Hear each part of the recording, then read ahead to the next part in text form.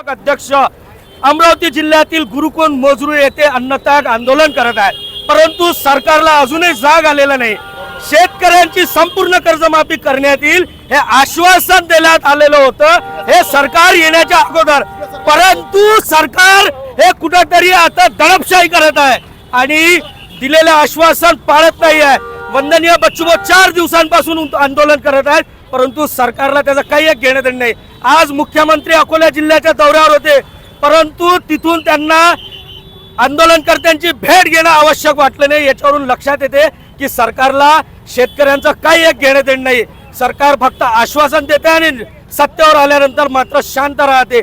या सरकारला आमची विनंती आहे की आज जरी आम्ही शांततेच्या आंदोलनात पवित्र पत्करला आहे, परंतु उद्यापासून संपूर्ण महाराष्ट्रभर याच्याही पेक्षा मोठ्या ताकदीचं आंदोलन हे करण्यात येईल आणि याला संपूर्ण जबाबदार महाराष्ट्र सरकार आणि महाराष्ट्र शासन राहील।